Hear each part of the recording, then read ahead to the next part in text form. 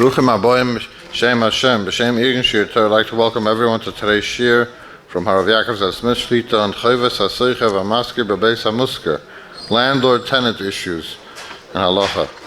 To have the great schus of sponsoring a shir, call Irgen Shir Torah 718-851-8651 or email ist@yeshivanet.com. Arav Smith. Someone rented an apartment and he didn't even notice, but there was no phone line, no landline phone. The landlord assumed that everybody uses cell phones. Tenant was unhappy. I need a phone.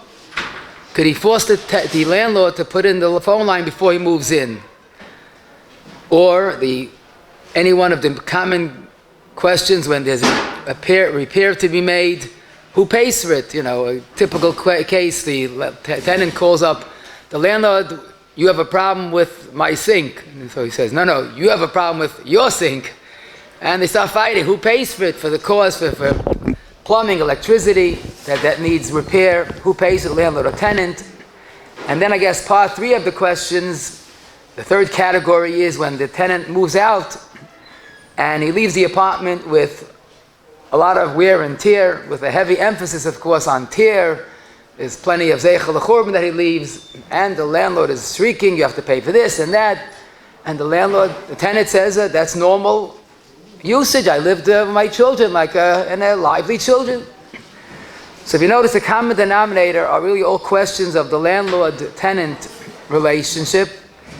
And we chose to show you the 3 categories. Questions before you move in: what is the responsibility of the landlord to provide before he moves in? Who pays for the repairs during the time that the tenant lives there? And when he moves out, what does he have to pay if there are any damages? And the truth is, it's not only landlord tenants. The Bachim go to Eretz Yisrael, they have a dira, their first introduction to being a tenant and being responsible. Girls in seminaries, then you have bungalows. So basically it has a number of various applications that we have to try to clarify today, Be'ezus Hashem. And I'm going to use the word landlord and tenant instead of Ruvain and Shimon, because people forget who Ruvain and Shimon is. So landlord or balabas, and tenant, of course, is the tenant. Now, the real challenge, and I have to stress this, which makes these questions sometimes very lively, very lebedik, is both sides are convinced that they're right. Take a simple example. I'll give you a mashal. The tenant wants to change a little the structure of the apartment. He has a big living room. He doesn't need a big living room. He needs a bedroom for his new child. So he wants to make a partition, put up a wall, and make a big living room into 2 rooms.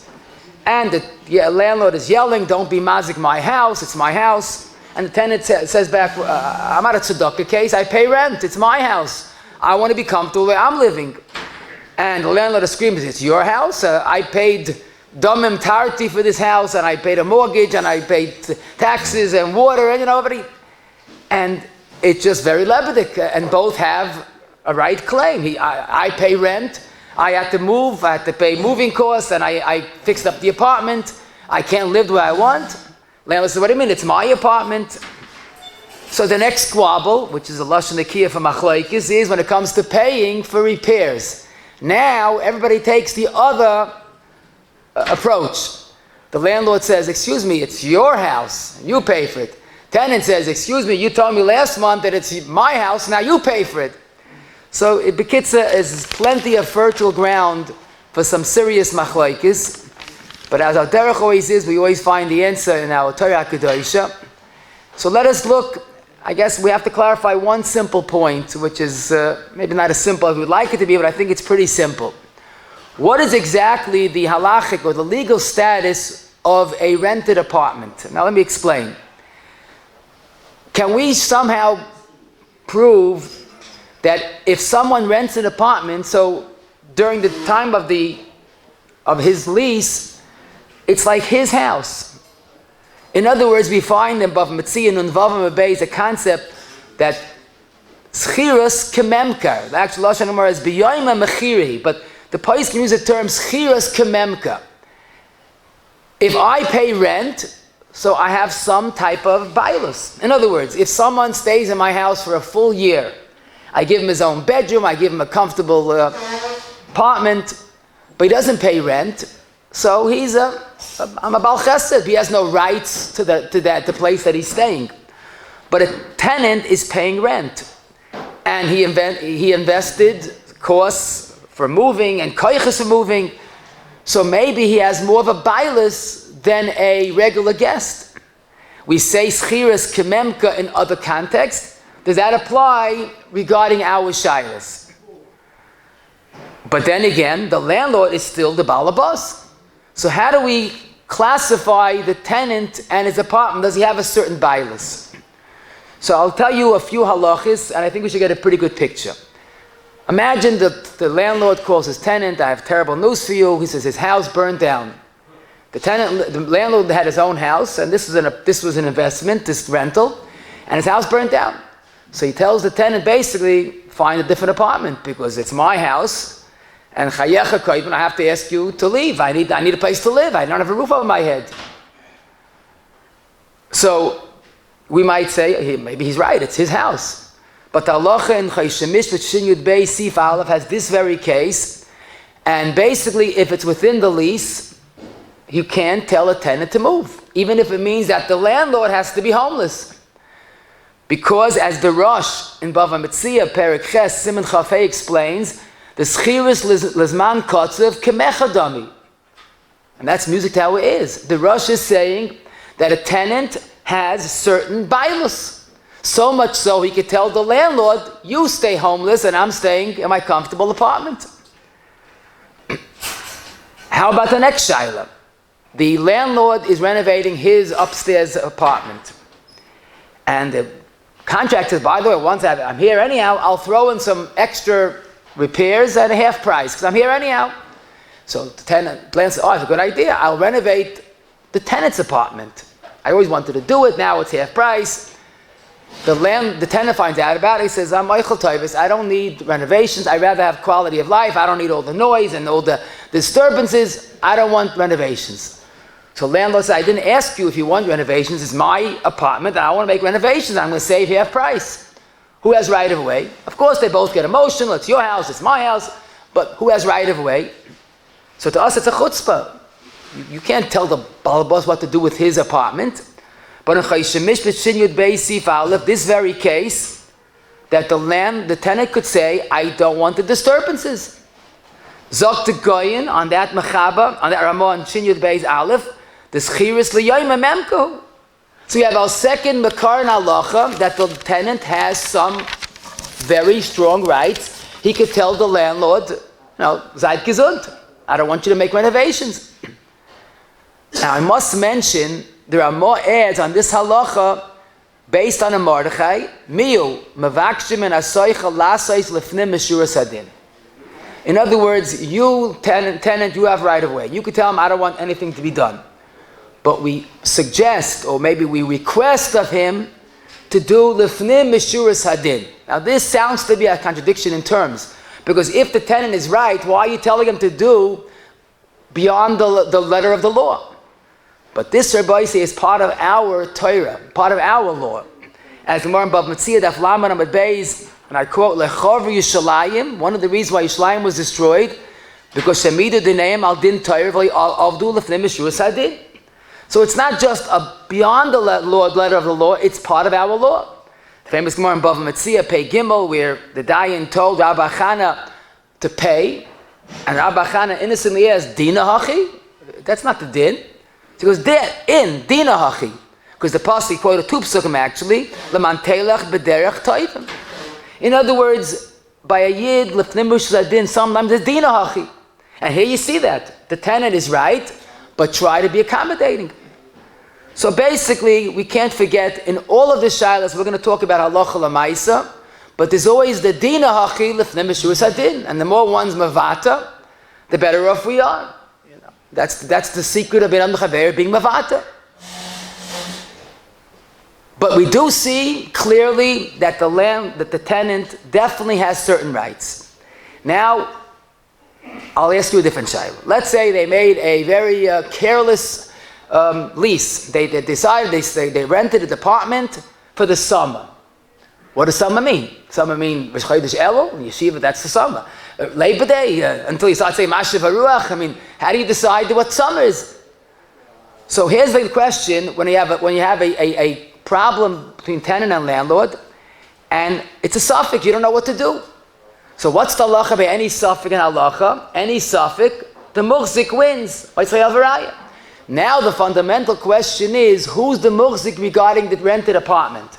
The landlord owns it, the tenant's living there, he has hands on, the landlord owns it. Who's the muhzik regarding an apartment?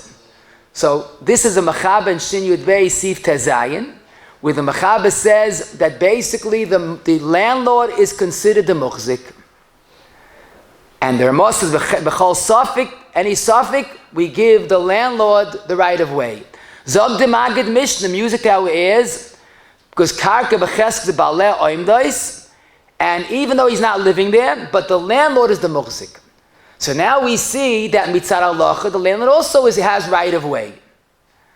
But we see even more than that. Let's say a person had rented a one-family house. Let's say the landlord has an investment, he lives elsewhere, he has a one-family house that has a rental, and he rented it to someone. One morning, there's a helicopter flying over the yard of this rented apartment, and someone drops a very expensive gold ring, falls into the chutzah. Okay, now it's an Avei Desakum, Haril Shaloi, so the tenant makes a kiddush that Shabbat, he became a gevir. The landlord says, excuse me, Chatzer Shladam Kaini, and it's my chutzah, it's my house, give me the ring. Who's kind of an Aveda that fell into the chutzah? Now, if the Aveda was there from before the tenant moved in, so it was really kind of the balabas. I'm talking about it fell into the chutzah that only the tenant has rights because he rented it. So this is also Shulchan Aruch, Shin Yud Gimel, Siv Gimel, that basically, as far as the Aved is concerned, it belongs to the balabas, to the landlord. Why? Because it's his chatzah. Frek de Shach, schiras kememka. Like we said earlier, we had other halachas that the tenant has right because schiras kememka. So he basically quotes a rivash in Siman Shin Nun Hey, the yisoid that we're looking for. Guf habayis shel maskir. Let's not confuse the issue. The landlord owns the house. The tenant, and I quote, tenant has rights to use it. When do we say schiras mechira? That's rights to use it. But mikamokam guf habayis shel maskir. So here we see, and we seem to be getting mixed messages. We saw 3 halachas that schiras kememka. He can't evict him, he can't make renovations against his will, and other halachas like that it belongs to the tenant. And now we see that it belongs to the Baal HaBayis. But I'll tell you one more halacha, and then we'll see the clarity. The question: let's say the tenant is going to the mountains for the summer, and he barely could afford the bungalow, but he has an idea. I'll sublet my apartment. Someone will pay me for the 2 months. I'll make a profit even, because people are very desperate for apartments coming from Eretz Yisrael. He can even make a profit. He's going to rent the apartment to someone else, and he'll make money. And the landlord is fuming, don't rent it to anybody, and if you do, I get the money. You're renting my apartment. So again, it becomes very lively and lebedik. But this is a klor in Shulchan Aruch. To rent it to a wild group that's going to damage the premises of Adin Alado. I'm talking renting it to a responsible family. So the Shulchan Aruch in Shin Tezayin Aleph says, if the new tenants, quote unquote, have the same amount of people or less, there's no more occupants, then you're allowed to do it. But you can't rent it to a bigger family that you had. So it seems like, it's conditional. The tenant has rights, landlord has rights. But what really is compelling, the Ramos says that if he has rights to do it, he can even make a profit and doesn't have to give it to the balabas.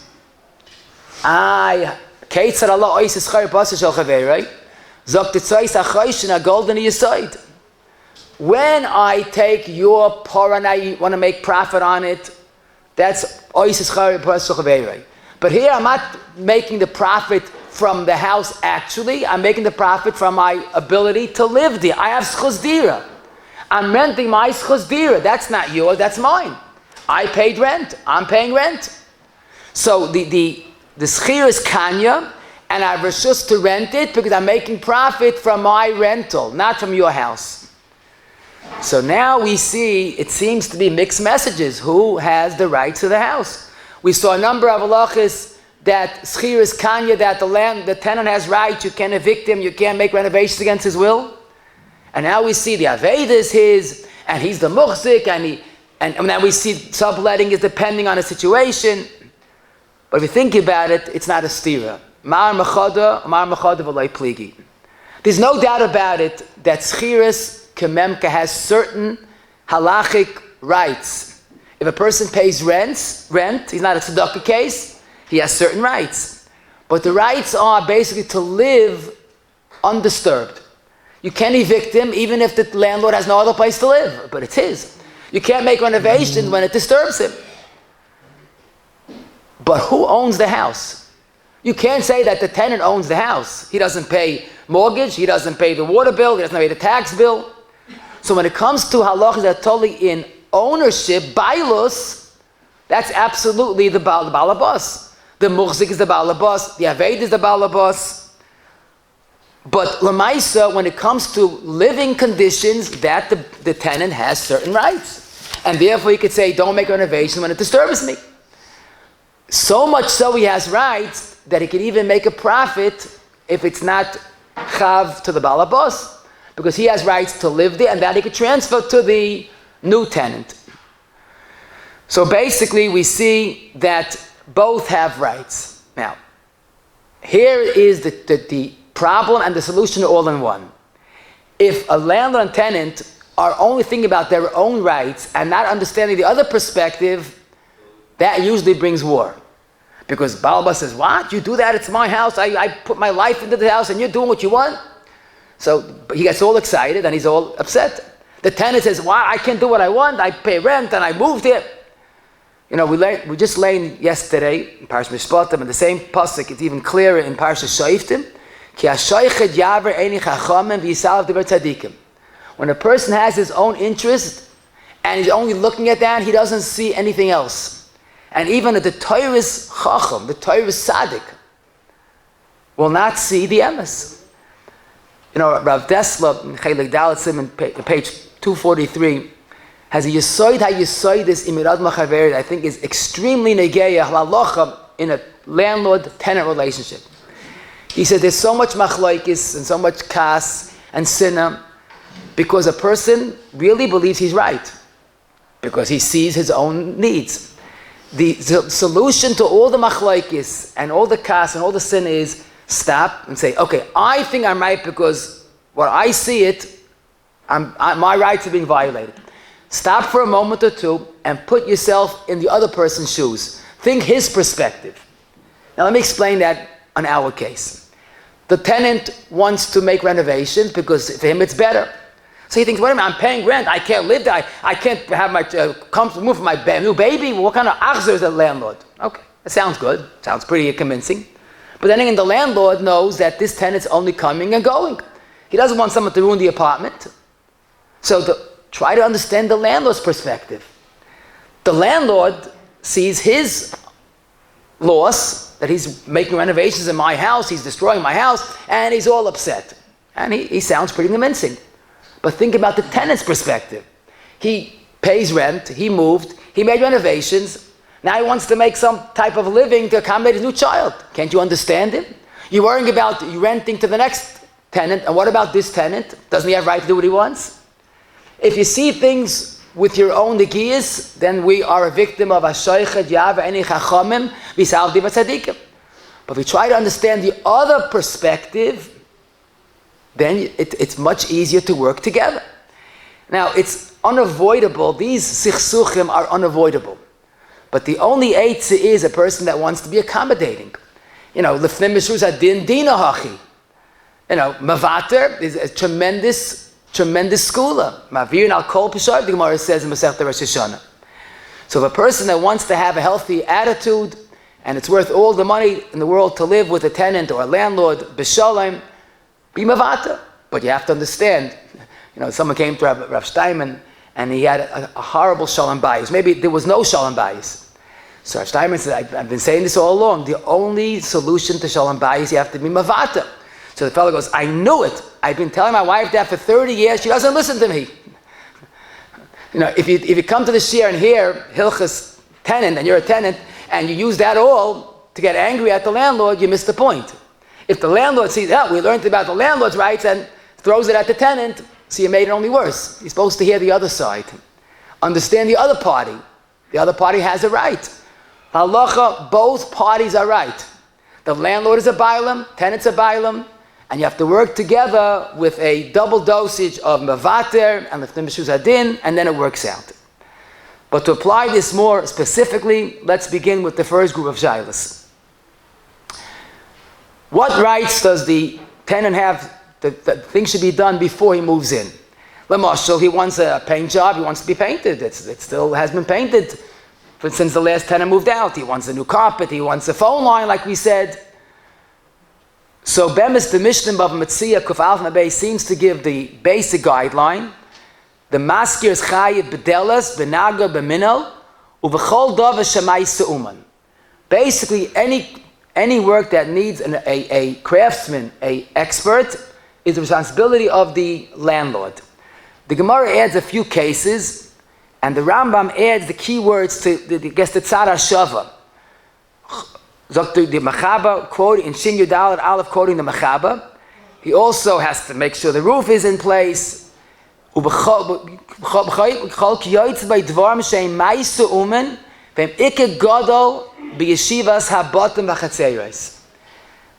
Basic necessities, it has to conform with basic living conditions, is the responsibility of the landlord. He has to provide a safe and decent accommodation. Ikke gadol b'yeshivas habatim.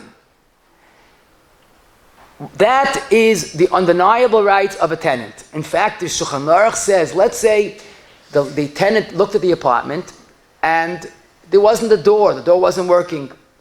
And he looked at it and he went right, he didn't say anything. And he came to the first, when he moves in, the door is the same condition. And he's surprised. He said, landlord, why don't you fix the door? He goes, I noticed you saw it and you didn't say anything, savav v'kibul. So the Shulchan Aruch says, no savav v'kibul. Paker, he thought that you're an honest person and you'll follow Shulchan Aruch and you'll prepare it. There are more ads, even if he saw it. And the Sma explains, because he knows you can't move into a house that's not ready. So these, what the Rambam refers to, Shulchan Aruch refers to as Ikka Gadol B'Shivas Habatim, those are undeniable rights of the tenant, and the landlord has to do it no matter what. Now, if the tenant signed the lease that says you take the apartment as it is, so I don't advise you to sign such a lease, but if he does, then that's taka. He has no time. The chiyuv to repair this and that. Master Bashkas B'Torah, the Davar Shemaman is Tanai Kayim. So basically, if there's no such a lease as is, it's the tenant, the landlord has responsibilities. What's Ikke Gadol B'Yeshivas Batim? Now, what exactly does that mean? So the Gemara continues that there are certain things that are not a Ma'aseh Uman, and that's the responsibility of the tenant. For example, I quote, to make a sulam, Lasseis Maka, Lasseis Marzev, and Latiach es Gagoy. The roofing and the putting in the mica is the responsibility of the tenant. That's not a Ma'aseh Uman. Now, this is shocking. A Maka, you need a good iron worker to put in a decent Maka. Roofing, even roofers sometimes have a difficulty fixing a roof. The answer is very simple. In those days, especially, they lived in the Middle Eastern countries, Bavi Yishalmi, where basically they didn't need the strongest roof. Obviously, a roofing job was a Ma'aseh Hedget. I can't explain this, but I just imagine, first of all, it wasn't as stormy weather like we have here in America. Additionally, this is probably a factor also, people had nothing what to eat. But they certainly didn't have the option of calling a worker. So what'd you do? You became a worker. You became a professional. Hechach lo yaguna. But whatever the case is, in those days, fixing a roof was a Ma'aseh Hedget. Today, it's absolutely not a Ma'aseh Hedget. So does that mean Torah changes? Chas v'shalom. That means that we're going to follow what the Ramah says, the end of Shin Yudalid, uv'chol elu inyanim hoilchen acha minig hamedina. which is a klal in Choshe Mishpah, like the Mishnah Hakol K'minhag HaMedina. So basically, things can change. Torah doesn't change, but halacha adapts to the metzias. So to apply this more specifically, I want to be maktav. There's a wonderful sefer Schiras Batim. It's about landlords and tenants that he did a lot of research and whatever. A lot of things that I said I got from that sefer. But basically, minhag hamokaim does not mean the world or a country. It could even be various states. New York and New Jersey vary in certain regulations. But it's hard to give a klal gadol. Or maybe Rabbi Yankiv Kametsky once told me the best klal is to wissen nishtakan klal. That's the only klal that works. There's no klal. But on a regular, I guess we could say the following. There are certain things that the minhag is pretty distinct. Lamashal. Does a landlord have to put in window shades to cover the windows? So in some European countries, that's understood. But in America and Eretz Yisrael, that's not the minhag HaMedina. That's the tenant's responsibility. A phone line. Again, I know Ma'aseh Shahaya, there was no phone line in the apartment. And he said, well, everybody uses cell phones. You'll manage with a cell phone. So I saw a sefer written in Eretz Yisrael. And Eretz Yisrael has many differences, you know.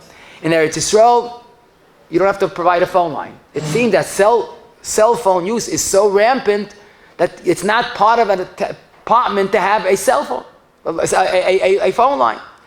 But in America, that's the derech to have a phone line. So if he didn't put it in, he has to provide it before the tenant moves in. Now you might say in a bungalow, you know, today with the service and the mountains is very, very infrequent. That's putting it mildly. So many people don't even have phones in bungalows. Maybe you could say there, maybe it's different. But at least America, it's hard to believe that a phone is not ikka gadol b'yeshiva sabatim, and that would be the responsibility of the landlord to provide a phone line. The tenant wants a new paint job before he moves in, and the landlord says, you could do it yourself.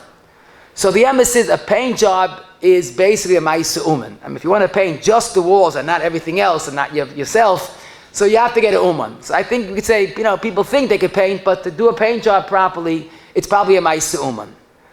But the question is it an ikka gadol b'yeshivas habatim? So this sefer quotes that the regulations are that there's no chiyuv on a landlord to paint before he rents an apartment. Now, the truth is that sometimes there's cracked paint or peeling plaster. That's a hazardous condition. That's taka against the regulations. But if the paint job is passable and it's basically a cosmetic value, but it's not something that's part of basic living, you can't require the landlord to paint. Now, typically the landlord paints before he shows the apartment because no one's going to rent an apartment that looks atrocious. But unless there's an existing minhag to paint because of, it's hard to give a klal, but if it's hazardous conditions, that would be different. I know of a Ma'aseh Shahaya, someone rented a downstairs apartment, like we have in our neighborhoods, and there was a porch adjacent to his apartment. And someone walked by and says, you know, that gate is not the shear of a makkah. And he was right, you know. It's interesting, because the first floor is not so high above the ground, but it's still higher than 10 tefachim, which is chai mid'oraisa and a makkah. And the gate was all of 30 inches. Now, makkah has to be 10 tefachim, 35, 40, maybe a little less than 35 in the biggest kula, but 30 inches, which standard, non-Jewish people, it's fine for them. But even though it was the first floor and it's not so high, but it wasn't the minimum amount for a makkah. So, Lamaisa, who has to pay for that? You have to call an ironworker, you have to add to the gate, whatever you have to, repair it. So, basically, we saw from the Gemara that the makkah is the responsibility of the tenant. And because probably in those days it was a ma'aseh hedget. But today it's definitely a ma'aseh uman, and again that sefer, he proves that basically today the makkah is a ma'aseh uman, and it's certainly ikka gadol b'shivas batim for an erlich hayid. You can't stay there without a makkah that's proper. In fact, window guards are also something that should be understood as an ikka gadol b'shivas habatim.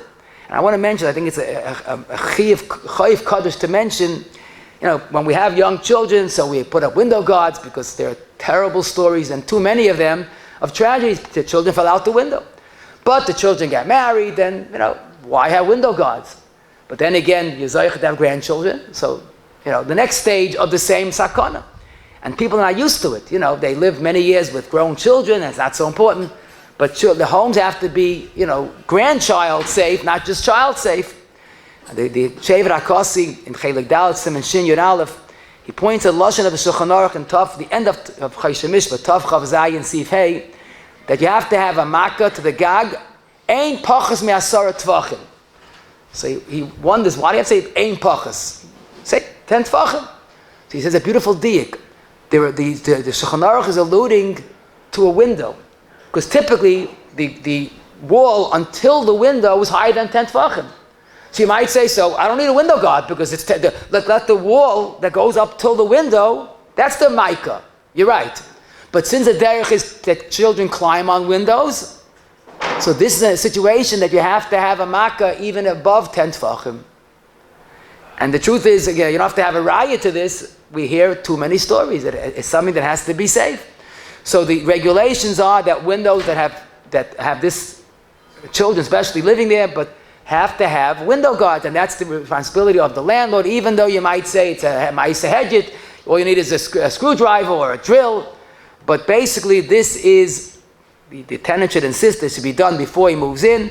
This is one of the regulations, I call committing a Medina, that the house has to be safe. The tenant wants to make renovations, and the landlord says it's not your house. So here, in Shulchan Aruch, we saw fakert. We saw in Shulchan Aruch when the landlord wants to renovate and the tenant says, I don't want you to disturb my peace. Then the tenant has a right. But here it's fakert. The tenant wants to make renovations. He wants to divide one room into two or make 2 rooms into one, whatever it is. He wants to change the structure of the apartment. And the landlord is saying, no, you can't do that to my house. So this is not in Shulchan Aruch, obviously, because it should be pashut. You could make minor changes, but you can't change the house. It's not your house. It's not your apartment. The Pischei Choshen in Schiras, Perek Dalet, Har Mem Vav says that you can't do renovations without rishus from the balabas, and the landlord is still the balabas. Now, someone once asked me, he had a tenant that wanted to paint the house green. Now, he wasn't very keen about the color green, but then again, if that's the way he wants to live, so when he moves out, you have to paint. Usually, you have to paint anyhow. So don't make a tumult. But if he wants to change the whole layout of the house, that he's damaging the house. That you have to have a shus from the balabas. The carpet is it's not mint condition. Let's put it mildly, but it's livable. So the tenant wants him to change the carpet because it's not in good condition. So basically, again, the laws are that unless it is a dangerous situation, sometimes the carpet is coming up and it's people could trip on it, but you can't require the landlord to put in a new carpeting unless it presents a potential hazard. Installing a question that we had, an interesting question. The tenant says, you know what? I know what I'm going to do. I'm going to put a new carpeting. And when I move out, I'm going to ask him to pay for part of it. Or he wants to put in the more expensive shades. And it's custom made, he can't take it with him. So he says, I'm going to put it in. And when I move out, I'm going to ask him to chip in. Does he have a right to, when he moves out, to ask the balabas to pay part of it? Now, why do I say when he moves out? Because it's not advisable to ask for money now. That's not going to start off the relationship on the right foot. But when he moves out, I'll say, by the way, now you could rent this apartment for a lot more because it has beautiful shades and a beautiful carpet. So the question is, he did it for his own purpose. He's not a goy tzaddik. He did it for his own benefit. But he's leaving the balabas with an improved apartment. So this is a ganze sugi. We once gave a whole share about this. The sugi of Yer, the Shbicha, and even Shaloi Bereshus, the Shulchan Aruch and Shin Ayin Hey Sif Aleph says he has to pay the hano he has from this improvement, even though you didn't ask him to do it. The place can use the term gezel if he benefits without paying his benefit. Of course, he doesn't have to pay the full amount. He has to pay what he admits is his benefit. Now, let's say he now realizes that because it has a beautiful carpet and or a nice shades, he could ask $50 more per month rent. So that's an obvious hano. So you have to shots up, of course, honestly, how much the hano is. But definitely, when you decide what the hano really is, then the chayra, when he moves out, he could ask the balabas to pay. Amidin yoyrid, albeit shaloi b'rishus. Now, the balabas say, I'm not living there, I'm not enjoying it, but that's not convincing. Your apartment went up in value, you had enough of my work, you have to pay your part of the hana. So basically, if it's something that the balabas can say, take your improvements and go. If you put a nice fixture, he says, I'm not interested, take the fixture and go. And you could take the fixture down, and the tenant has to take it down. If he wants to leave it, so then you can't charge the balabas. But things that you can't take, carpeting or custom-made, Venetian blinds, etc., and if he admits that he does have hana, then he would have to pay his hana from these improvements. Now, some leases stipulate that the tenant must leave the apartment the way he lived in it, which means he has to leave the improvements, and part of the clause is, and is not entitled to reimbursement, which means you're not getting a penny. So if you sign that type of lease, beware, because that's a person's condition, and he agreed to it. The big question, I would say a fascinating question, is the second category, when there's a problem. There's a leak from the piping, and the mazel of the tenant, it's in his apartment. Now, if there's a problem, the stuff sink or the basic kisi stuff because there's negligence of one of the children, so then that's the responsibility of the tenant. We'll soon see, even if it's a cotton, where there's no chiyav mitzat cotton, but you can't require the balabas to pay for your negligence. I'm talking about that all agree that there's no negligence from the landlord's part, just the electric is not working or there's some type of leaking. So again, both argue very convincingly. The landlord says, it's your apartment, it's your problem, and it's your responsibility. And the tenant says, what do you mean? It's your house, and it's your piping, it's your responsibility. So if he wants to be nasty, the landlord can say, really? When I needed a favor from you, you said, don't bother me, it's my house, and I pay rent, and it's mine. Now all of a sudden it becomes mine? No. The tenant could also be nasty and say, oh, really? When I asked you for a favor, you said, hey, don't bother me, it's yours, keep it. Now, so everybody likes to use, what's convenient from them. But the question is, in halacha, who has to pay for repairs that are not the fault of anybody? It's not the landlord or the tenants, piping that breaks is just a question of age or whatever it may be. So the crux of the issue really is our original chakiri. Think about it. Because if someone buys an appliance and it doesn't work, and it's not a mekach toys, and it's not within the warranty, you can't go back to the moich and say, hey, I want a new one, I'll fix it.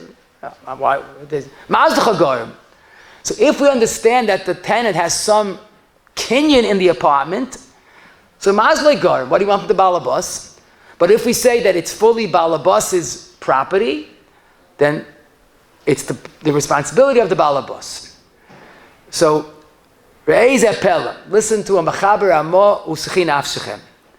The Ramah in Shinya Dalet Aleph, where he says that the maskir, the landlord, has to make certain improvements before the tenant moves in.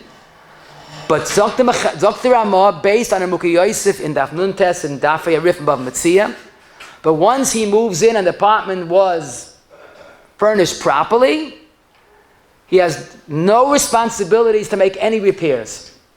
That's the shita of the Ramah based on Mukhi Yosef, Zok the Sman Sivkot and Zayin, because the balabas could tell the tenant, Mazlacha Gorim, it's your mazel, deal with it. Basically, this Ramah is saying that the responsibility of all repairs fall on the tenant. It would be like he bought an appliance that doesn't work. You don't go back to the appliance center to say, I want a new one. I didn't do anything. What do you want from me? However, the Ramah does say, Ayin le'el shin yud beis sif yud zayin. And you look it up, that's the Mechaber Shita, based on a Tshuvas Harash Lamed Hei Vav, where the Mechaber basically says that any repairs is responsibility of the landlord. But listen to the Russia's golden Yesod. Because even though he rented the tenant bayis zeh, and now there's a problem with it. But if he could still repair it, he could still provide that pledge of bayis zeh. Zok Rosh, if the house burned down, so he doesn't have to give him a new house because that's bayis zeh, does not include this burned down house. But if he said bayis zeh and there's a problem with the plumbing, so fix the plumbing and you're back to bayis zeh. So you within your responsibility as a landlord is to give him a house that is functional. Now it's dysfunctional because of this leaking, and it could be restored back to bayis zeh. That's the responsibility of the landlord. So our question, who's responsible for basic repairs, the Ramah holds the landlord has to, the tenant has to take care of it, and the Mechaber says the balabas is responsible. So it's Machlokes Rishonim, Rosh versus Mukhi Yosef, and Machlokes Ramah versus Mechaber. How do we paskin lamaisa? So I want to maktev another sefer Emek HaMishpat, and Eretz Yisrael Dike sefer Chelekei, and Hilchas Chiras Batim. Siman Lamed Hey, he proves that the minhag around the world was that it's the land's responsibility. He quotes the Chikrei Lev, who was the Rav in Ishmael and later in Yerushalayim, the Chavtzelos HaShorein, that was the Rav in Tanapol, which is in Galicia, the Aruch HaShulchan, of course, was in Lita, in Nevarduk, and the Divrei Malkiel, the Lam Rav in Poland, they all assume in their tshuvas, the Malkiel is Chelekei Kuf Lamed Aleph, the Aruch HaShulchan Shin Yodal Daled, Chavtzelos HaShorein is Chayshemish B'Sim and Lamed, all assume for Dava Pashit. The minhag HaMedina is that the landlord has to make all necessary repairs. So he says, you see, Yerushalayim, Galicia, Poland, Lita, Russia, the minhag always was that it's responsibility of the landlord. But he says more than that. He says a little historical background. The minhag always was, and the minhag, the Chayk HaMedina always was that the tenant is on his own. After he gave him the apartment, he has no claims to the balabas. But maybe the government felt that it's more logical that way, because if, he could always come, you fix this and that, so the tenant won't be careful. I don't know why, but he says it seems that historically, it was basically, I gave you an apartment and now it's yours. For the enjoyment and the headaches, it's yours. But sometime after World War II, he states in 1972, both in America and Eretz Yisrael, because we came after the Great Depression when there was deplorable or maybe intolerable living conditions, that the slums and the tenements, if you hear about it, the slumlords became big tycoons. They made millions of dollars, and the tenants had nothing. And it got worse during World War II. So there was a law passed that you have to give an apartment that continues to be livable. You have to maintain a livable quarters. So he says in Eretz Yisrael in Lamed Bay, 1972, in America, that time also, that the law changed dramatically, and now it's responsibility of the landlord to make all necessary repairs. And he quotes here from Rabbi Yashiv, Kam Apamim, L'daitai, the Chayk HaSchiras is Halacha L'maisa. So in other words, we could add, besides the fact that the minhag HaMedinas, like we said, from all these Gedolei Yisrael around the world, was it's the landlord's responsibility, so too is the Chayk HaMedina. So certainly I have a good case to say that now it's pashit, that it's the landlord's responsibility. By the way, I'm a landlord myself, so I have negiyas, but as I state, now I have the Ketayah. But you have to understand that the tenant can't call the landlord to change the light bulb. Why not? Because that's not a Maisa Uman, even though it's an Ikagal in a Dir Sa'adam, but basically that's not a Maisa Uman, do it yourself. It's structural problem, electric or plumbing. Again, if something that the tenant was responsible for, he was negligent, then he can't call the balabas. But in any problem, even if it's not the landlord or the tenant's fault, we say the halacha, the minhag HaMedina, is that we don't say mazloi gorim, even though that was the shita of the Ramah, but now it's basically a whole different approach. It's not that I gave you the permission to live there and sei gesund. I accept the responsibility to continuously provide you with safe and decent living conditions. A very different approach. Therefore, Lamaisa, to give you a few examples, if there's a mice infestation or roaches, whatever it is, so obviously if the tenant was living sloppily and he caused that, so you'd afsad an afshay. But let's say it was because it's construction, and which often brings infestation, and if they're building in the vicinity, sometimes that brings mice and other problems. If you know it's not the fault of the tenant, then indeed extermination is an exterminator, is a ma'aseh uman, and that's the responsibility of the landlord. That's both al pi Torah and al pi chayk hamedina.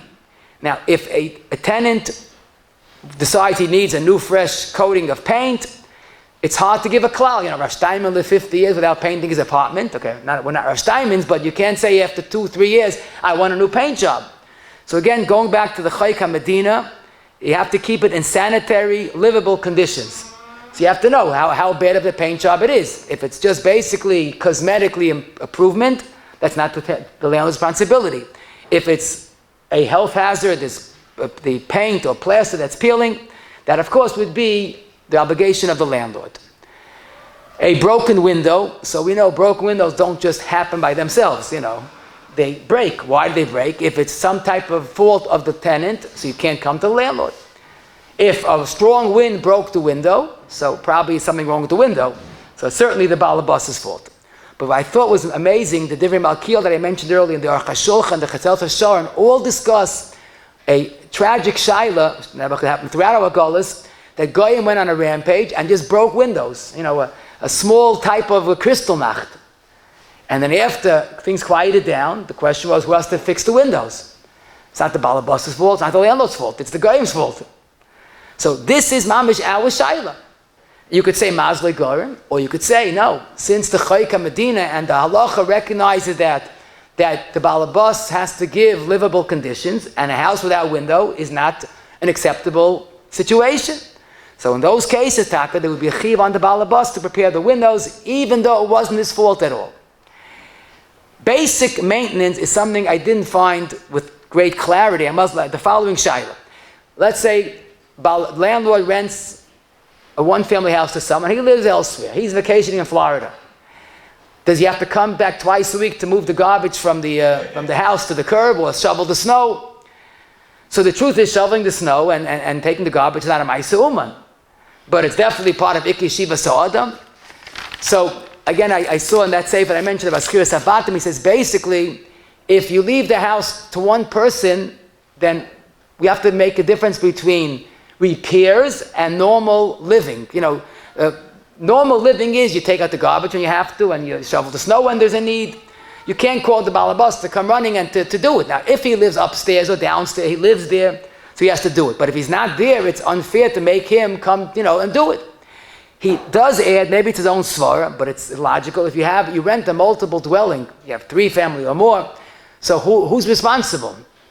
If you have one person, he has to do it. So then it's the landlord's responsibility either to do it or hire someone, pay someone.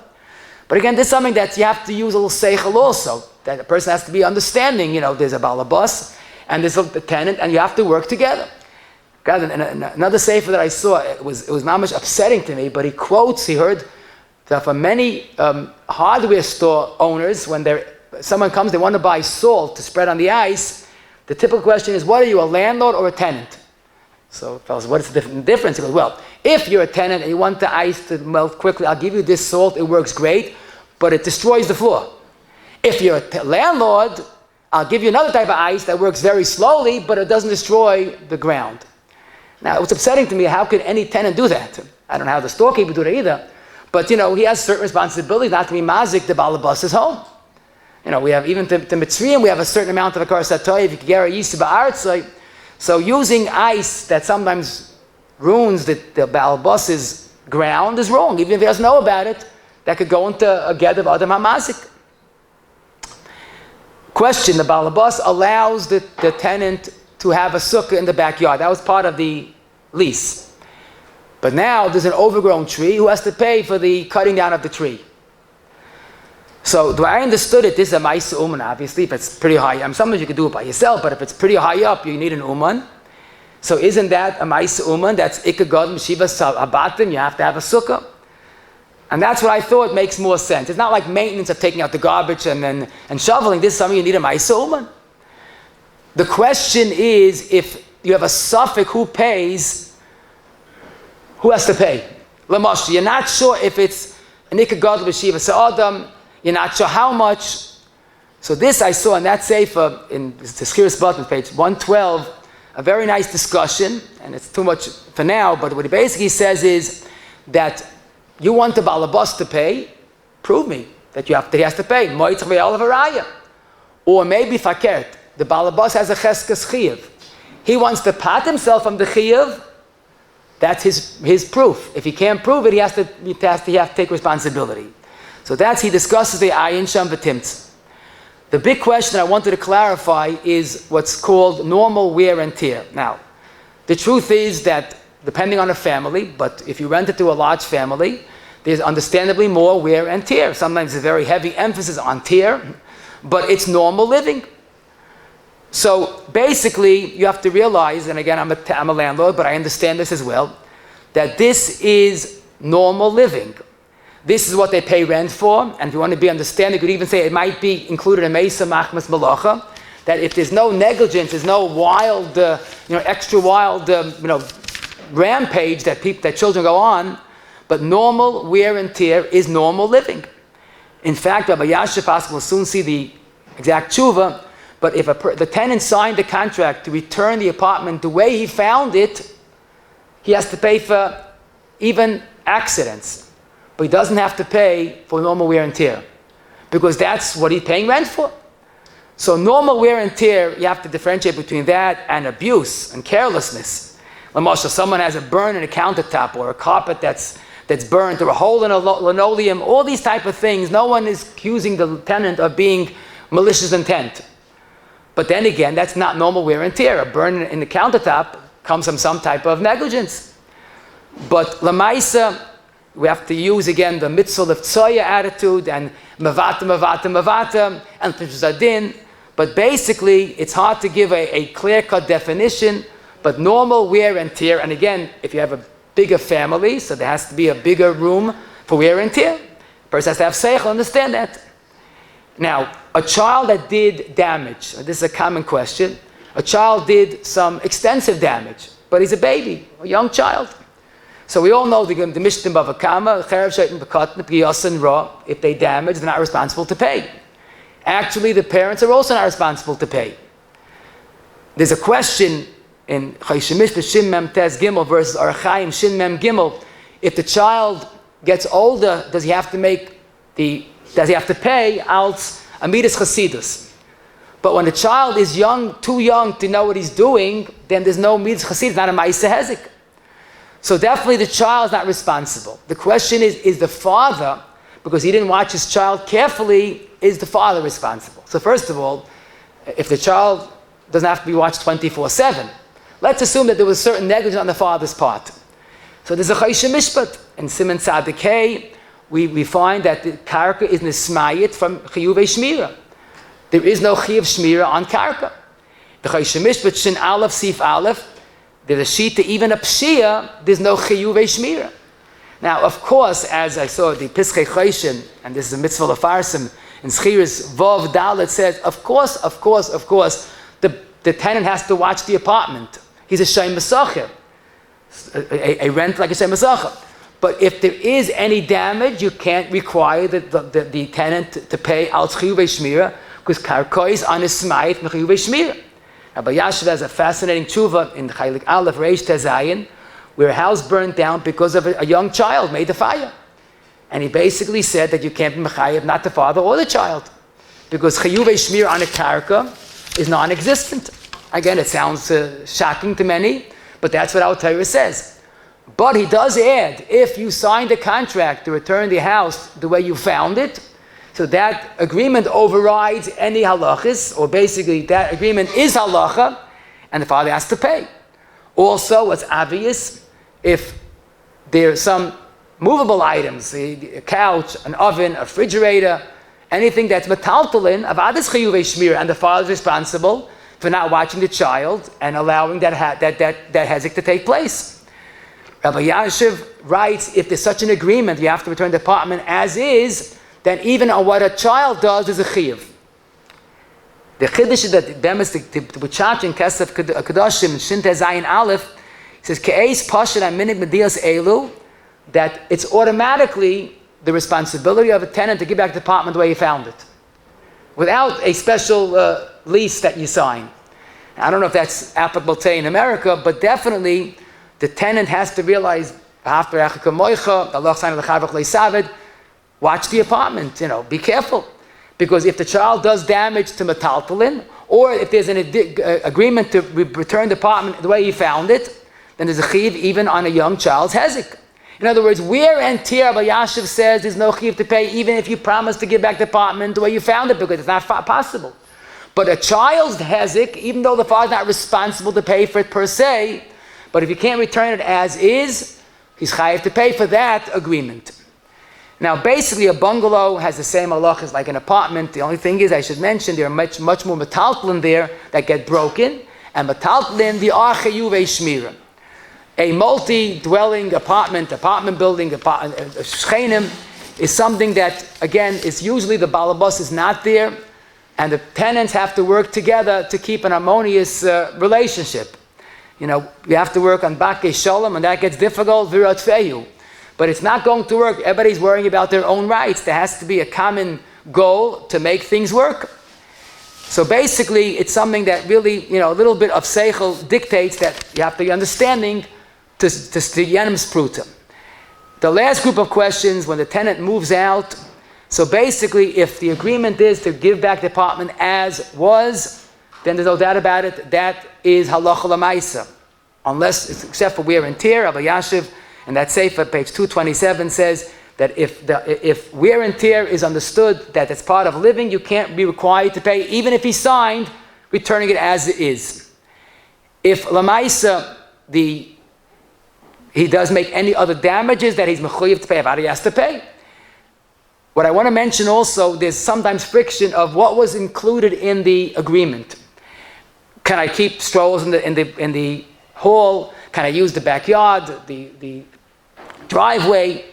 These type of questions, you have to realize you must make up beforehand. Rapam always quoted the Chavetz Chaim in the end of Avos Chesed, Cheluk Aleph, that begs us, before you have any agreement with a worker, he's talking about a worker, or with a landlord tenant, any agreement, make up what you expect. Because, like I've always said, I said this many times, things that are left to chance don't stand a chance. What's in your agreement? Why leave it till we get there? We'll fight it out then.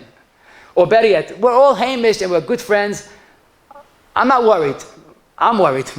From experience, I'm worried because we want to keep it friends.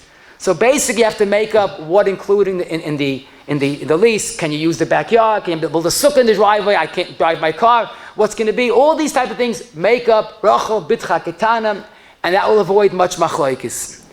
And perhaps if I could say perhaps the sikum of today, I know Zeich know a yid, a heilige yid, a Motche Schwab, they say it was the Chavetz Chaim of Muncie for a reason. His family once found B'chayov a bank account that had a sizable amount of money, and they didn't know about it. So they asked him, what is this money? And he tried to deflect the question, but they insisted, whose money is this? He said, I'll tell you the truth, this is my shalom account. He goes, oh, what's that? I'll tell you the truth.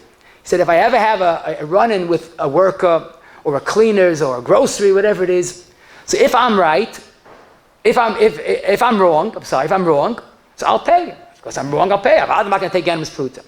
But let's say I'm right. And he has to do it again. He has to pay me. And he's consistent, that he's right. And he'll pay me because that's what the Dayan said. But he's going to be upset. I don't want to have Amayachrai is making another get upset and to be machloikas, even though I'm right. But it's hard for me to take out my money and spend it, to give it to him if I'm right. So I was magdish money that I only could use for maintaining shalom. This money could only be used if I have a run-in with a worker and I'm right and he's wrong, but I want to keep shalom. So once the money is not mine anyhow, I'll be more noita to spend it on keeping shalom. Now you know why he was called the Chavetz Chaim of Muncie. But every person needs a shalom account, but especially in a landlord-tenant relationship, there has to be a amount of shalom account and bakish shalom v'ratfeyu, and that will certainly bring a shalom ben ish l'reyu.